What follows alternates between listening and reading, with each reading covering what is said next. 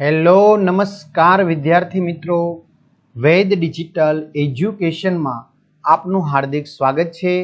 આજે આપણે ધોરણ 5 વિષય પર્યાવરણ એટલે કે આસપાસનું 12મું ચેપ્ટર જો આ ખૂટી જાય તો એમના ભાગ 1 ની આપણે સરસ મજાની સરળ સમજૂતી જોવાના છીએ।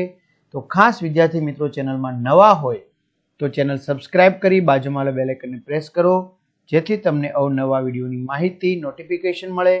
વિડીયો લાઈક કરો, તમારા મિત્રો દોસ્તોને શેર કરો। તો 12મું ચેપ્ટર જો આ ખૂટી જાય તો આપણે એને ભાગ 1 સ્વરૂપે પહેલા વિડીયોમાં જોઈએ। તો આ શેની ખૂટી જવાની વાત છે? તો વિદ્યાર્થી મિત્રો પાણી છે, પછી કોલસો છે, પેટ્રોલિયમ છે, બરાબર। પેટ્રોલિયમ એટલે કે પેટ્રોલ, ડીઝલ, કેરોસીન વગેરે, ટૂંકમાં જે કુદરતી સંસાધનો છે એટલે કે ભગવાન દ્વારા જે પણ કઈ વસ્તુનું નિર્માણ થયું છે એ જો ખૂટી જાય તો શું થશે? તો મુશ્કેલીઓ સર્જાશે। તો ચાલો પાઠને સમજીએ। બસની મુસાફરી। આજે અમે શાળામાંથી અડાલજની વાવ ઉજાણીએ જવાના હતા, બરાબર, જે અમદાવાદથી આશરે 18 કિલોમીટર દૂર આવેલી છે। શું આજે અમે ક્યાં જવાના હતા? તો કે અમારી શાળામાંથી અડાલજની જે વાવ છે જે અમદાવાદથી 18 કિલોમીટર દૂર આવેલી છે ત્યાં અમે એક ઉજાણી કરવા, બરાબર, એક આનંદ મેળવવા માટે ત્યાં અમે જવાના હતા। અમે રસ્તા ઉપર વાહનો ગણવાના શરૂ કર્યા। જો શું કે છે, અમે રસ્તા ઉપર ખાસ કરીને સિગ્નલ પાસે વાહનો ગણવાના શરૂ કર્યા। કેટલા વાહનો છે? તો અમારામાંથી કેટલાકે સાયકલ ગણી, કેટલાકે બસની ગણતરી કરી, કેટલાકે કારની ગણતરી કરી, કેટલાકે મોટરસાયકલ એટલે કે બાઇકની ગણતરી કરી। અબ્રાહમ કે જે સાયકલ ગણતો હતો તે ઝડપથી કંટાળી ગયો। શું અબ્રાહમ છે જે શું ગણતો હતો? સાયકલ। તે ઝડપથી કંટાળી ગયો। આ હાઈવે પર થોડી જ સાયકલ હતી, બરાબર, ખૂબ જ ઓછી જ સાયકલ હતી એટલે તે કંટાળી ગયો। ઘણા બધા વિદ્યાર્થી મિત્રોની કમેન્ટ આવે છે, સર અમારે આગળના વિડીયો જોવા હોય આગળના પાઠના, તો આગળના પાઠના સમજૂતીના વિડીયો ક્યાંથી મળશે? તો વિદ્યાર્થી મિત્રો એ તમને મળી જશે। ઘણા મિત્રોનું કહેવું એવું છે કે સર પ્રથમ પરીક્ષા જે છે એના સરસ મજાના આઈએમપી પ્રશ્નપત્રો જે છે સોલ્યુશન સાથેના એ ક્યાંથી મળશે? તો એ બી મળી જશે। તો વિદ્યાર્થી મિત્રો તમારે વેદ ડિજિટલ એજ્યુકેશન નામની એપ્લિકેશન ગૂગલ પ્લે સ્ટોર કે જ્યાંથી તમે ગેમ ડાઉનલોડ કરો છો તો ત્યાં જઈને ડાઉનલોડ કરવાની છે, જેમાં તમને બધા જ વિષયના પાઠ્યપુસ્તકના પ્રકરણની સમજૂતીના વિડીયો, સ્વાધ્યાય અને અભ્યાસની સમજૂતીના વિડીયો, પીડીએફ, વિષય પ્રમાણેનું મટીરિયલ, પરીક્ષા માટે ઉપયોગી અસાઇનમેન્ટ, પરીક્ષાના પેપરો, એકમ કસોટીના પેપરો, સ્વાધ્યાયન પોથી, પ્રોજેક્ટ પ્રવૃત્તિ બુક, આ બધું જ તમને ગેમ ડાઉનલોડ કરો ત્યાં જઈને ઓપન કરશો એટલે આ પેજ ખુલે, એમાં તમારા મોબાઈલ નંબર નાખો, સેન્ડ ઓટીપી કરો, 4 આંકડાનો ઓટીપી નાખશો એટલે પેડ કોર્સમાં જુદા જુદા પેડ પ્લાન, એક્ઝામ પેપરમાં પેપરો, 3 થી 12માં 3 થી 12 ધોરણના વિડીયો, તમારું ધોરણ પસંદ કરી વિષય પ્રમાણે પાઠવાઇઝ વિડીયો જોઈ શકો છો। અથવા શાળા મિત્ર હોય એપ્લિકેશન તો પણ ધોરણમાં તમારું ધોરણ પસંદ કરી વિષય પ્રમાણે પાઠવાઇઝ વેદ ડિજિટલના વિડીયો નિહાળી શકો। ટૂંકમાં આપણી એપ્લિકેશનમાંથી તમને બધું જ મળી જશે, પેપર શેટ પણ। ચલો, સિગ્નલ પર લાલ લાઇટ થઈ ત્યારે ડ્રાઈવરે સ્વાભાવિક છે ભાઈ શું લગાડી હોય? તો કે બ્રેક મારી હોય, ત્યારે લીવર આપ્યું હોય નહીં, બરાબર, એટલે ગાડી પોતાની ઊભી રાખી। તે મોટું ક્રોસિંગ હતું, બરાબર, કે ત્યાંથી મોટા ભાગના વાહનો છે એ પસાર થતા હતા, બરાબર, એટલે ત્યાં સૌથી વધારે ટ્રાફિક જામના દ્રશ્યો સર્જાતા હતા અને અમે ટ્રાફિકની લાંબી લાઈનો જોઈ શકતા હતા। શું? ટ્રાફિકની લાંબી લાંબી લાઈનો જોઈ શકતા હતા। વાહનોમાંથી હોર્નનો અવાજ, કારણ કે ઘણા ટ્રાફિકમાં ખબર છે કે સિગ્નલ બંધ છે છતાંય હોર્ન માર્યા જ કરે અને વાહનોમાંથી ધુમાડો નીકળતો હતો। કદાચ તેના કારણે જ એક નાનો છોકરો રિક્ષામાં બેઠા બેઠા ખૂબ જ ખાંસી ખાતો હતો। શું કામ? કારણ કે પોલ્યુશનને કારણે, ધુમાડાને કારણે, બરાબર, કારણ કે ઘણા વાહનોમાંથી ધુમાડો નીકળતો હોય તો કોઈને માફક ન હોય, અનુકૂળ ન હોય, બરાબર, તો એને ખાંસી થાય, ઉધરસ આવે। મેં કંઈક જાણીતી ગંધ પારખી, બરાબર, મને કંઈક ગંધ આવવા લાગી, પણ એ મેં ત્યાં જાણ્યું હોય એવું લાગે, એટલે કે જાણીતી હોય કોઈ પેટ્રોલની કે કેરોસીન કે અન્ય કોઈ એમ. મને યાદ આવ્યું કે આવી ગંધ ગામમાં પિતાજીના ટ્રેક્ટરમાંથી પણ આવતી હતી. જો હા, પછી મને લાઈટ થઈ કે આવી ગંધ છે, સ્મેલ, એ પિતાજીનું જે ટ્રેક્ટર હતું એમાંથી પણ આવતી હતી. એટલે મને એમ છે ક્યાંક પેટ્રોલ ડીઝલ લીકેજ હશે, એટલે એની ગંધ આવતી હશે. ચલો, પાના નંબર 110 ઉપરના ચિત્રને જુઓ અને લખો. તમે કયા કયા વાહનો જોઈ શકો છો? તો હું આ ચિત્રમાં બસ, કાર, રિક્ષા, સ્કૂટર, મોટરસાયકલ, સાયકલ અને પેડલ રિક્ષા જોઈ શકો છો, છે ને? તમે શું વિચારો છો, કયા વાહનોમાં પેટ્રોલ કે ડીઝલ એટલે કે બળતણ ફ્યુઅલ તરીકે જોઈશે? બસ, કાર, રિક્ષા, સ્કૂટર, મોટરસાયકલ જેવા વાહનોમાં પેટ્રોલ કે ડીઝલ ફ્યુઅલ એટલે કે બળતણ તરીકે જોઈશે. કયા વાહનો ધુમાડા કાઢે છે તેના પર નિશાની કરો. તો બસ, કાર, રિક્ષા, સ્કૂટર, મોટરસાયકલ જેવા વાહનો ધુમાડો કાઢે છે. ચિત્રમાં ધુમાડો કાઢતા વાહનો ઉપર ટપકાથી નિશાની કરવામાં આવેલી છે, બરાબર. જો અહીંથી તમે જોઈ શકો છો, મોટા ભાગના વાહનો છે, ઘણા ખરા, એ શું કાઢે છે? ધુમાડો કાઢે છે. કયા વાહનો પેટ્રોલ કે ડીઝલ વગર ચાલે છે? તો સાયકલ અને પેડલ રિક્ષા પેટ્રોલ અને ડીઝલ વગર ચાલે છે. અમુક શહેરોમાં રિક્ષા, કાર અને બસ પેટ્રોલ અને ડીઝલ વગર એટલે કે સીએનજી થી અથવા વીજળીથી ચાલે છે. વાહનોને ઝડપથી હંકારવાથી આપણે કેવા પ્રકારની મુશ્કેલીનો સામનો કરવો પડે છે? તો વાહનોને ઝડપી હંકારવાથી પેટ્રોલ કે ડીઝલ વધુ વપરાય છે, અકસ્માત થવાનો ભય રહે છે, જેનાથી વાહનમાં મુસાફરી કરનાર અને ભોગ બનનાર વ્યક્તિઓના જાનને પણ શું થાય છે? ખતરો ઊભો થાય છે, એટલે કે મૃત્યુ પામવાનો ભય રહે છે. તમે સાયકલ ચલાવો છો? જો હા, તો તેના પર ક્યાં જાઓ છો? હા, હું સાયકલ ચલાવું છું અને હું સાયકલ પર શાળામાં, બજારમાં અને બગીચામાં જાઉં છું. તમે શાળાએ કેવી રીતે જાઓ છો? તો હું શાળાએ સાયકલ પર જાઉં છું, કોઈક વાર ચાલતો પણ જાઉં છું. તમારા કુટુંબના સભ્યો ઘરેથી કામે કે નોકરીએ કેવી રીતે જાય છે? તો મારા પપ્પા તેમની કારમાં, મમ્મી રિક્ષામાં અને કાકા કાકી મોટરસાયકલ પર કામે અથવા નોકરીએ જાય છે. વાહનોમાંથી આવતા ધુમાડાથી કેવી મુશ્કેલીઓ થાય છે? તો વાહનોમાંથી નીકળતા ધુમાડાથી આપણે ખાંસી, ઉધરસ, માથાનો દુખાવો, આંખોમાં બળતરા, અસ્થમા, ફેફસા સંબંધિત રોગોનો ભોગ બનીએ છીએ. હવાનું પ્રદૂષણ પણ ફેલાય છે. ધુમાડાથી ગુંગળામણ થાય છે. શિયાળાની ઠંડીમાં સવારે ધુમાડાના લીધે ધુમ્મસ જોવા મળે છે. આથી થોડેક દૂરનું સ્પષ્ટ ન દેખાવાને કારણે વાહનોના અકસ્માત થાય છે. આમ વાહનોમાંથી આવતા ધુમાડાથી ઘણી બધી મુશ્કેલીઓ થાય છે. વાહનોના હોર્નના ઘોંઘાટથી આપણે કેવી મુશ્કેલીઓ અનુભવીએ છીએ? તો વાહનોના હોર્નના ઘોંઘાટથી નીચે મુજબની સ્વાસ્થ્ય સંબંધિત મુશ્કેલીઓ અનુભવીએ છીએ, જેમ કે માથું દુખે છે, માનસિક તાણ થાય છે, અણગમો પેદા થાય છે, કાનમાં ધાક પડે છે, લાંબા સમય સુધી ઘોંઘાટમાં રહેવાથી બહેરાશ આવે છે, સ્વભાવ ચીડિયો થઈ જાય છે, રાત્રિના સમયે હોર્નના ઘોંઘાટથી નજીકમાં રહેતા લોકોની ઊંઘમાં ખલેલ પહોંચે છે. ચલો, આ શું છે વિદ્યાર્થી મિત્રો? તો આપણે ખબર છે, પેટ્રોલ પંપનું ચિત્ર આપેલું છે. તો પેટ્રોલ પંપ પર થોડાક સમય બાદ અમારી બસ પેટ્રોલ પંપ પાસે ઊભી રહી. ત્યાં પણ ખૂબ જ લાંબી લાઈનો હતી. પેટ્રોલ પંપ પાસે પણ એવું લાગતું હતું કે અમારે થોડીક વાર રાહ જોવી પડશે, થોડીક વાર, અમારો જઈને સીધો વારો આવશે નહીં. એટલે અમે બધા બસમાંથી ઉતર્યા અને પેટ્રોલ પંપની આજુબાજુ જોવા લાગ્યા. જો અમે બધા ક્યાં ઉતર્યા? બસમાંથી નીચે ઉતર્યા અને પેટ્રોલ પંપની આજુબાજુ જોવા લાગ્યા. અમે ઘણા મોટા પાટિયા અને પોસ્ટર જોયા. જો ઘણા બધા મોટા પાટિયા, જેમાં જેનો પેટ્રોલ પંપ હોય, બરાબર, જીઓનો હોય તો એ, હિન્દુસ્તાન પેટ્રોલિયમ હોય તો એ, ઇન્ડિયન હોય તો એ, બરાબર, એટલે એમના ભાવ ને બધું લખેલું હોય છે, જોયા. પેટ્રોલ અને ડીઝલ કાયમ માટે રહેશે નહીં, તમારા બાળકો માટે તે બચાવો. શું કહે છે અહીંયા? કે આ પેટ્રોલ ડીઝલ છે એ કુદરતી સંસાધન કહેવાય. વિદ્યાર્થી મિત્રો, કાયમ માટે નથી રહેવાના. એટલે કે તમે જરૂર પૂરતું વાપરો અને તમારા બાળકો માટે બચાવો, એટલે કે આવનારી ભવિષ્ય માટે. દરેક ટીપું વધુ સમય ચાલે તેમ કરો. જ્યારે તમે કાર ઊભી રાખો છો ત્યારે એન્જિનને બંધ કરી દો. આ તારીખ છે 6/6/2019. પેટ્રોલનો ભાવ 68.64 રૂપિયા પ્રતિ લીટર, ડીઝલનો ભાવ 68.25 રૂપિયા પ્રતિ લીટર. અને હાલમાં તો ભાવ પૂછાય એમ જ નથી, બરાબર. એટલે કે એક એક પેટ્રોલના ટીપાની કિંમત છે, તમે જરૂર પૂરતું વાપરો એમ.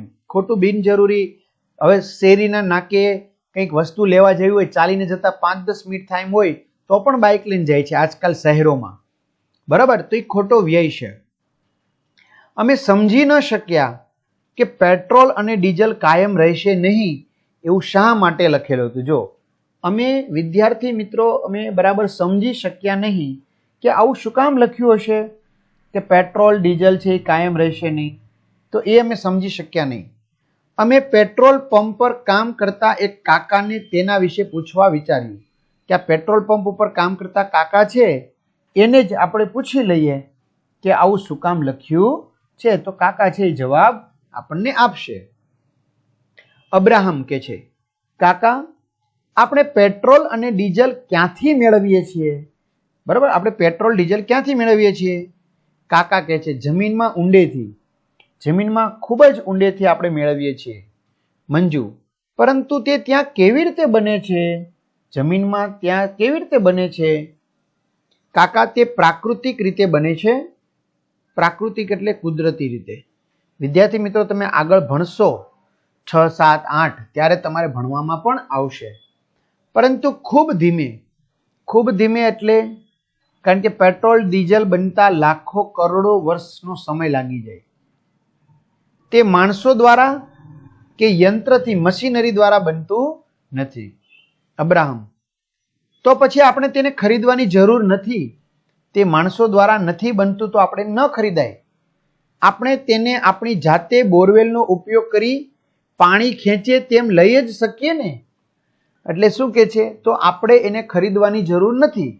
તો આપણે જમીનમાંથી ઊંડેથી મળે છે, તો જેવી રીતે આપણે પાણી ખેંચીએ છીએ એવી જ રીતે આપણે આ બોરની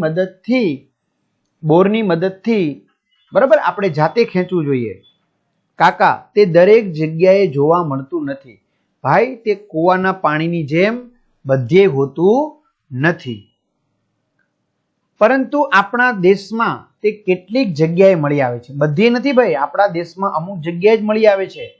તેને જમીનમાંથી બહાર કાઢવું, પછી ડાયરેક્ટ તમે ન વાપરી શકો, એને શુદ્ધ કરવા મોટા યંત્રોની જરૂર પડે છે.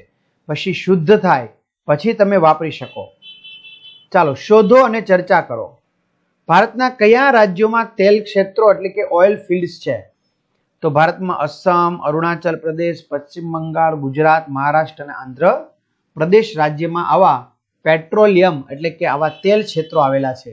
ખનિજ તેલ. ખનિજ તેલ સિવાય જમીનમાં ઊંડેથી બીજું શું મળી આવે છે?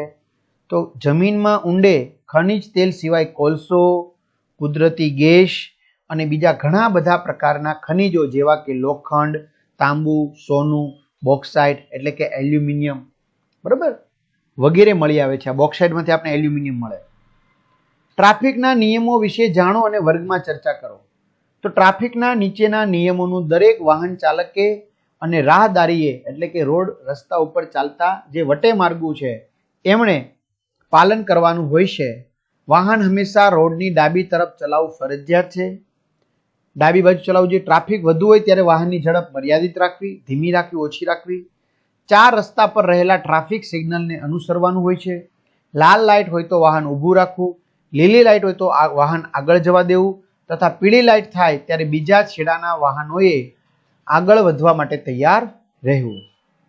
તમારે જે બાજુ વળાંક લેવાનો હોય તેની સાઇડ લાઇટ બતાવવી જરૂરી છે. ઇન્ડિકેટર ચાલુ કરવું. બમ્પ હોય, શાળા હોય, દવાખાનું હોય અથવા જાહેર સ્થળ હોય તો વાહનની ઝડપ ધીમી પાડવી તેમજ હોર્ન ન વગાડવું. આપણે પેટ્રોલ અને ડીઝલનો વિવેકપૂર્ણ ઉપયોગ કરવો જોઈએ. શા માટે? તો ભાઈ આજના યુગમાં જે રીતે વાહનોનો વપરાશ વધ્યો છે તેના કારણે પેટ્રોલ અને ડીઝલ પણ વધુ પ્રમાણમાં વપરાય છે. તે જોતા એમ કહી શકાય કે હવે આગામી 50 વર્ષ સુધી ચાલે તેટલો જ ખનિજ તેલનો જથ્થો જમીનની અંદર બાકી રહ્યો છે. હવે બસ નેક્સ્ટ 50 વર્ષ પછી પૂરું થઈ જશે. પેટ્રોલ ડીઝલ જેટલું ઝડપથી વપરાય છે એટલું ઝડપથી જમીનમાં બનતું નથી. જમીનની અંદર બનતા તેને લાખો વર્ષો લાગે છે. તેથી આપણે પેટ્રોલ ડીઝલનો વિવેકપૂર્ણ ઉપયોગ કરવો જોઈએ.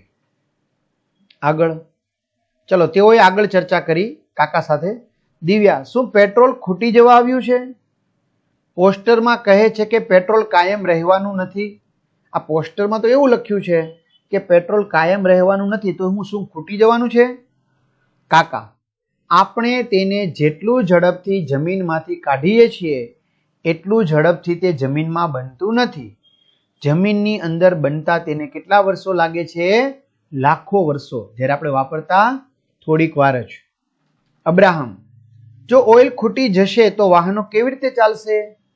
આ તેલ ક્ષેત્રો ખૂટી જાય તો વાહનો કેવી રીતે ચાલશે? તો મંજુ, સીએનજી થી. મેં ટીવી પર જોયું હતું કે જે વાહનો સીએનજી થી ચાલે છે તે ઓછો ધુમાડો કરે છે. તો કે પેટ્રોલની જગ્યાએ સીએનજી, અને સીએનજી થી ચાલે એમાં ધુમાડો કેવો થાય? ઓછો. કાકા હસે છે. તે પણ જમીનની નીચેથી જ આવે છે બેટા, સીએનજી પણ. તે પણ મર્યાદિત છે, એનો જથ્થો પણ પૂરતો છે, લિમિટમાં છે. દિવ્યા, વાહનો ચલાવવા વિદ્યુતનો ઉપયોગ થઈ શકે છે. મેં વિદ્યુતથી ચાલતી મોટરસાયકલ જોઈ છે. શું કે છે દિવ્યા? તો કાંઈ વાંધો નહીં, સીએનજી થી નહીં તો ખૂટી જશે તો વિદ્યુતથી. વિદ્યુતથી ચાલતી મોટર કાર મેં જોઈ છે. અબ્રાહમ, આપણે કંઈક કરવું જોઈએ, એટલે કે આપણે કંઈક નવા જૂની કરવી જોશે. નહીં તો જ્યારે આપણે મોટા થઈશું ત્યારે મુસાફરી કેવી રીતે કરશું? કારણ કે આપણે કંઈ નહીં કરીએ તો આપણે મોટા થઈશું તો સીએનજી, પેટ્રોલ, ડીઝલ આ બધું ખૂટી જશે, તો આપણે મુસાફરી કેવી રીતે કરશું? દિવ્યા, જો રસ્તા પર વાહનો ઓછા થઈ જાય તો મારા દાદી ખુશ થશે. દિવ્યા શું કહે છે? જો રસ્તા ઉપર વાહનો ઓછા થઈ જશે તો મારા દાદીને બહુ આનંદ થશે. તે કહે છે, જો વાહનો કીડીઓની જેમ લાઈનમાં ઊભા છે, જો આ વાહનો કીડી જેવી રીતે લાઈનમાં ઊભી હોય એમ આ વાહનો લાઈનમાં ઊભા છે, તમે મોટા થશો ત્યારે શું કરશો? એવું કહે છે. મંજુ, જો આ કારમાં ફક્ત એક કે બે લોકો જ બેઠા, જો આ કાર જો એમાં ફક્ત એક કે બે લોકો જ બેઠા છે, બરાબર, તો એક કે બે વ્યક્તિ માટે કાર ચલાવે છે તો કારણ વગરનો બળતણનો વ્યય થાય.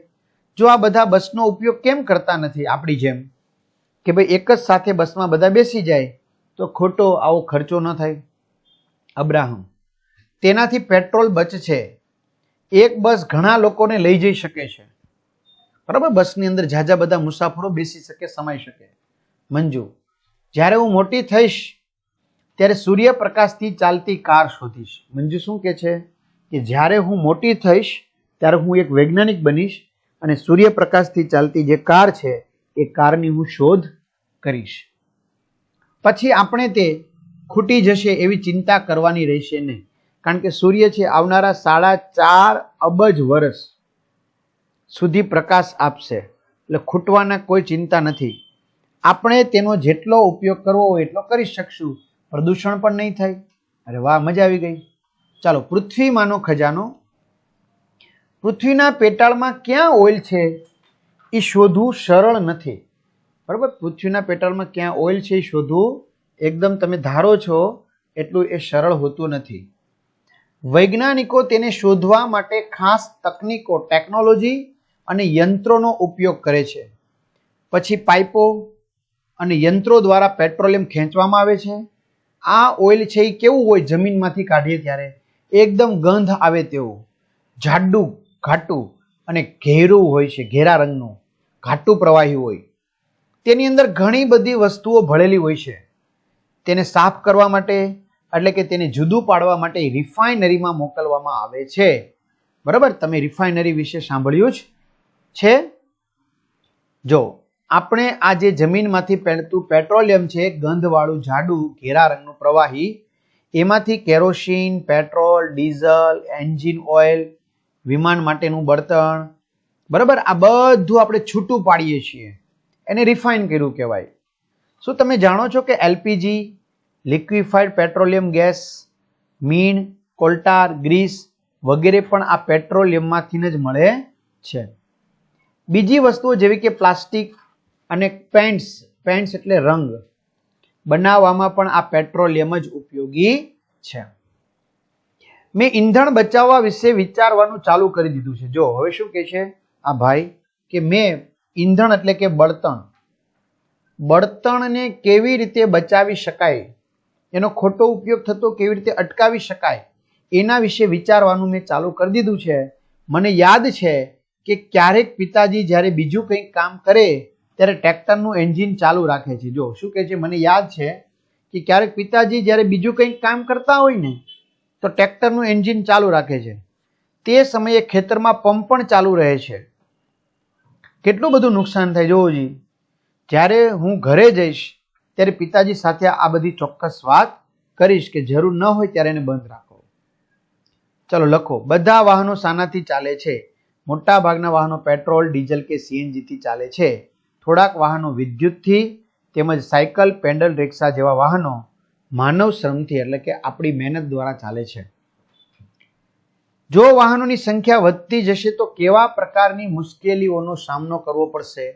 ઉદાહરણ તરીકે રસ્તા ઉપર ટ્રાફિક વધે, તમારા વડીલો સાથે વાત કરો અને એના વિશે લખો. તો ભાઈ જો વાહનોની સંખ્યા વધી જશે તો નીચે મુજબની મુશ્કેલીઓનો સામનો કરવો પડશે. પેલું, રસ્તા પર ટ્રાફિક વધે. બીજું, હવાનું અને અવાજનું પ્રદૂષણ વધે. ત્રીજું, તેનાથી લોકોનું સ્વાસ્થ્ય બગડે. ચોથું, પાર્કિંગની સમસ્યા ઊભી થાય. પાંચમું, અકસ્માત એક્સિડન્ટ થવાનું પ્રમાણ વધી જાય. પેટ્રોલ ડીઝલની અછત ઊભી થાય. પરિણામે પેટ્રોલ ડીઝલ મોંઘું થાય. ભવિષ્યમાં પેટ્રોલ ડીઝલ પણ ખૂટી જાય. મંજુએ કહ્યું, દરેક જણ શા માટે બસ વાપરતા નથી? તમે શું વિચારો છો કે લોકો મુસાફરી માટે બસનો ઉપયોગ કેમ નથી કરતા? તો મોટા ભાગે લોકો મુસાફરી માટે બસનો ઉપયોગ નથી કરતા. તેના કારણો નીચે મુજબ છે. પેલું, બસ દ્વારા લોકો સમયસર જે સ્થળે પહોંચવું હોય ત્યાં પહોંચી શકતા નથી. લોકોને બસમાં બેસવા તથા બસમાંથી ઉતર્યા પછી તેમના જવાના સ્થાને પહોંચવા થોડુંક ચાલવું પડે છે. આમ કરવામાં ઘણો સમય લાગે છે. બસની રાહ જોઈને ઊભું રહેવું પડે. બસમાં ભીડ રહેતી હોય, ઊભા રહીને મુસાફરી કરવી પડે. નાની મોટી બેગ કે સામાન સાથે હોય તેવા સંજોગોમાં બસની મુસાફરી કંટાળાજનક લાગે છે. બસ કરતાં પોતાના વાહનમાં જવામાં સગવડતા રહે છે. પૈસા અને સામાનની સલામતી રહે છે તથા સમયનો બચાવ થાય છે. ચલો, વાહનોની સંખ્યા વધવાથી પડતી મુશ્કેલીઓનો નિકાલ માટેના ઉપાયો સૂચવો. તો વાહનોની સંખ્યા વધવાથી પડતી મુશ્કેલીઓના નિકાલ માટે નીચે મુજબના ઉપાયો કરવા જોઈએ. પેલું, નજીકના અંતરે જવા માટે પગે ચાલીને જવું કે સાયકલનો ઉપયોગ કરવો. સાથે નોકરી કરનાર લોકોએ વાહન ભાગીદારી કરી એક જ વાહન પર નોકરીના સ્થળે જવું જોઈએ. એકલા જવા માટે વ્યક્તિગત કારનો ઉપયોગ ટાળવો જોઈએ. નોકરી કે ધંધા પર જવા જાહેર વાહનનો ઉપયોગ કરવો જોઈએ. ટ્રાફિકની સમજ વધારવા માટે ટ્રાફિક જાગૃતતા અભિયાન ચલાવવા જોઈએ. આગળ, જો આપણે ટ્રાફિક સિગ્નલની લાલ લાઇટ પર ઊભા રહેતા વાહનનું એન્જિન બંધ કરીએ તો તેનાથી કયા ફાયદા થાય? તો આપણે ટ્રાફિક સિગ્નલની લાલ લાઇટ પર ઊભા રહેતા વાહનનું એન્જિન બંધ કરીએ તો તેનાથી નીચે મુજબના ફાયદા થાય. પેલું, પેટ્રોલ ડીઝલની બચત થાય. અવાજનું પ્રદૂષણ ઓછું થાય. ધુમાડાથી રાહત થતા હવાનું પ્રદૂષણ ઓછું થાય. ઉર્જા સ્ત્રોતોની બચત થાય. ચલો, શોધો અને લખો. કેટલું ઓઇલ સ્કૂટરમાં, કારમાં અને ટ્રેક્ટરમાં વપરાય? એક સમયે કેટલું પેટ્રોલ ડીઝલ ભરી શકાય? સ્કૂટરમાં દાખલા તરીકે 5 લીટર, કારમાં 30 લીટર, ટ્રેક્ટરમાં 40 લીટર જેટલું. 1 લીટર પેટ્રોલ ડીઝલમાં તે કેટલે દૂર સુધી જઈ શકે? તો સ્કૂટર આશરે 45 કિલોમીટર, કાર 12 થી 14 કિલોમીટર, ટ્રેક્ટર 8 થી 10 કિલોમીટર. ચલો, પેટ્રોલનો ભાવ દરેક શહેરોમાં જુદો જુદો હોય છે. દિલ્હીનો પેટ્રોલ ડીઝલનો ભાવ અહીં આપેલો છે. કોષ્ટક જુઓ અને પ્રશ્નોના જવાબ આપો. બરાબર. તો ઓઇલ 1 લીટરનો ભાવ જૂન 2009માં પેટ્રોલનો 40.62 રૂપિયા, જૂન 2014માં 72 રૂપિયા અને 26 પૈસા, જૂન 2019માં 67 રૂપિયા અને 47 પૈસા અને આજે 73 રૂપિયા અને 4 પૈસા.